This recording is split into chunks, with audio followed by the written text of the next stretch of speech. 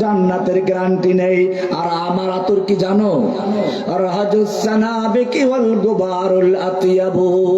যুদ্ধের ময়দানে ঘোড়ার পায়ের আঘাতের সঙ্গে পাথরের সঙ্গে আঘাত লেগে যেই অগ্নিস্ফুলিঙ্গ বের হয় এবং ধুলা বালু জমা হয়, এইগুলো হচ্ছে আমার আতর, এগুলো হচ্ছে আমার গোলাপ।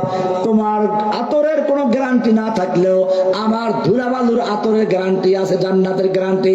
আল্লাহর নবী বলেছেন, যুদ্ধের ময়দানের ধুলাবালু আর জাহান্নামের আগুন কখনো একাত্র হতে পারে না।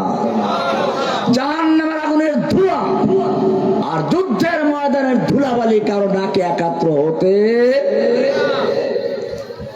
তুমি যখন মরে যাবে, আওয়ামান কানা ইউতিবু খাইলাহু ফি বাতিলিন ফাখুয়ুলুনা ইয়াওমাল কারিহাতি তাতাবু।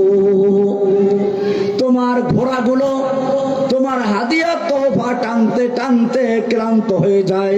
তুমি জগৎ বিখ্যাত পীর, সারা বিশ্বের থেকে তোমার কাছে হাদিয়া আসে, চাদর আছে, কাপড় আসে, তাওয়াল আছে, লুঙ্গি আসে, আতর গোলাপ আসে, সব কিছু এত বোঝা হয়ে যায়।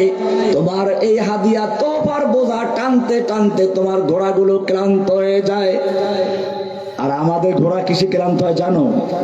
আওয়ামান কানা ইউতিবু খাইলাহু ফি বাতিলিন ফাকুয়ুলুনা ইয়াওমাল কারিহাতি তাতাবু।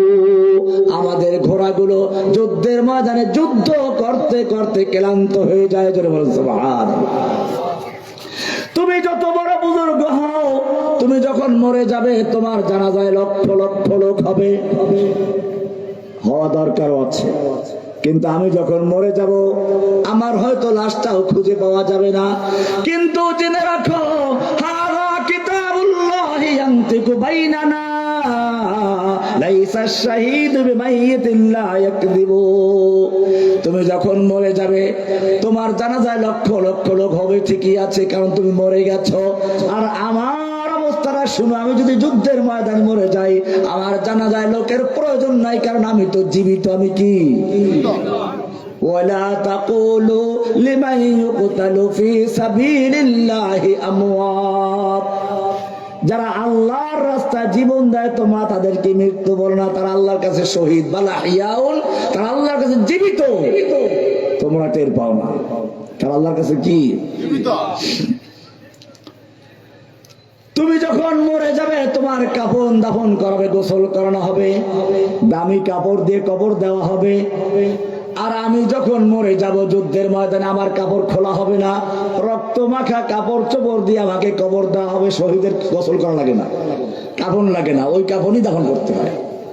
তোমার কাফনের প্রয়োজন আছে, ঠিক আছে, কিন্তু জেনে রাখো তোমাকে যত কাফন দিয়ে, যত মূল্যবান কাপড় দিয়ে কবর দেওয়া হোক না কেন, কিয়ামতের মাঠে সেই কাপড় নিয়ে তুমি উঠতে পারবে না। আর আমি যুদ্ধের ময়দানে শহীদ হয়ে গেলে আমার পরনের সমস্ত কাপড় চোপড় নিয়ে আমি যুদ্ধের ময়দানে উঠবো।